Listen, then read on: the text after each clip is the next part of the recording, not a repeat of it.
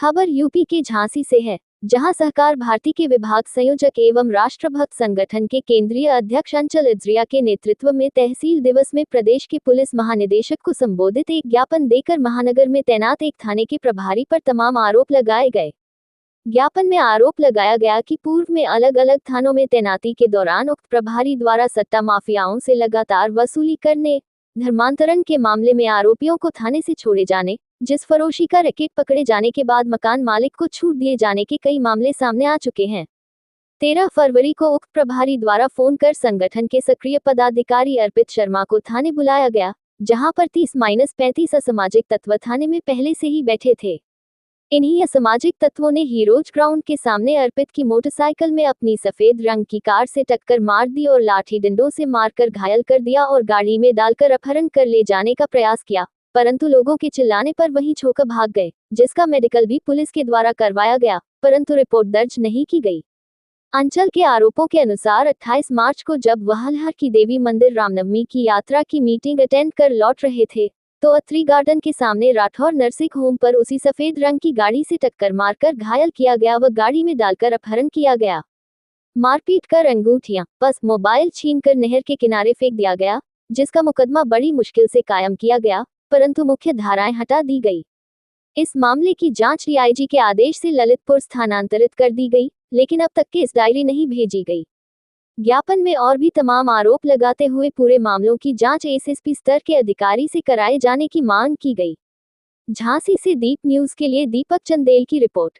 ये एक बहुत ही बिगड़े हुए थाना अध्यक्ष हैं जो सीपरी में है। इसके पहले प्रेमनगर रहे हैं, कोतवाली रहे हैं, मऊरानीपुर रहे हैं। सब जगह सारे अधिकारियों को उनकी कार्यशैली पता है, लेकिन सिर्फ गुंडों को संरक्षण देना, अपराध को बढ़ावा देना और अपराध उनके क्षेत्र में जहाँ भी वो जाते हैं बहुत ज़्यादा बढ़ जाते हैं।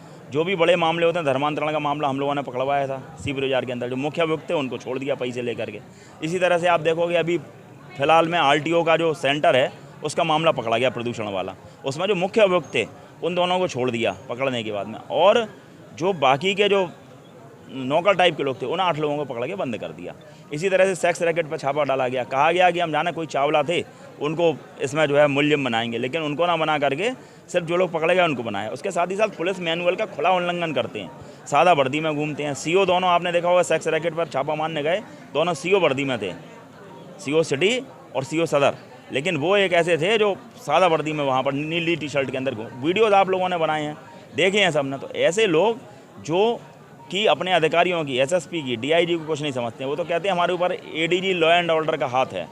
तो ऐसा कैसा हाथ है कि ऐसा बदतमीजी वो यहाँ पर करते हैं, आम लोगों के साथ में बदसलूकी का काम करते हैं, जनता के साथ में, मीडिया कर्मियों के साथ में उनका व्यवहार बहुत ही खराब है, अशोभनीय है, निंदनीय है। ऐसे व्यक्ति को 1 सेकंड भी पद पर रहने का अधिकार नहीं है। उन्हें वहाँ से हटा करके लाइन में लगाया जाए, सस्पेंड किया जाए, और इसके साथ ही साथ उनको आगे भी अगर कभी दिया जाए चार्ज तो किसी के अंडर में दिया जाए, उनको सीधा स्वतंत्र रूप से चार्ज ना दिया जाए, क्योंकि वो बहुत ज़्यादा गर्राने का काम, वो अपने आप को सबसे ऊपर समझने लगते हैं, एसएसपी डीआईजी से भी ऊपर। तो ऐसे ईमानदार अधिकारी हमारे इधर अब आ चुके हैं। पहली पूर्व की सुधा सिंह तो महाभ्रष्ट थी, लेकिन वर्तमान जो एसएसपी आए हैं इनसे उम्मीद है कि डीआईजी साहब बहुत अच्छे हैं, कमिश्नर साहब बहुत अच्छे हैं और डीएम साहब भी नए आए हैं। इन सभी चारों अधिकारियों से हमें उम्मीद है कि इनको हटा करके ऐसी जगह लगाएंगे। साथ ही साथ जो मंदिरों की ज़मीनों पर भूमाफिया लोग कब्जा करने का प्रयास कर रहे हैं, एक शुक्ला जी हैं लेखपाल पूर्व के, उनने वैष्णो देवी मंदिर के ज़मीन पर कब्जा करने का काम किया है।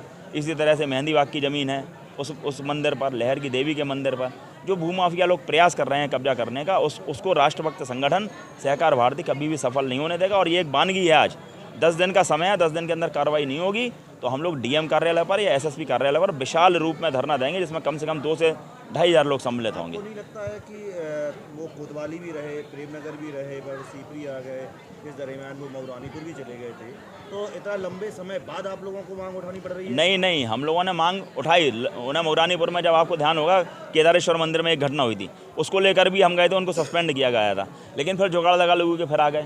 मऊरानीपुर गए तो मऊरानीपुर में उनने आईपीएल का सट्टा शुरू करा दिया। प्रेमनगर रहे जब तक, धर्मेंद्र साहू से पैसा लेते रहे, प्रेमनगर सट्टा चला। कोतवाली रहे, कोतवाली सट्टा चला। सीपरी जब पहुँच गए तो लोगों ने पैसा उन लोगों ने देना बंद कर दिया, तो उन्हें पकड़ लाए, उन्हें उठा के बंद कर दिया कि हमारा जो मंथली है वो बंद ही रहे। सीधा सा उनका खेल है कि हमारे पास उनकी आय से अधिक संपत्ति उनके पास है, उनकी जांच की जाए और उस जांच के बाद में इनको जो है बर्खास्त किया जाए नौकरी से।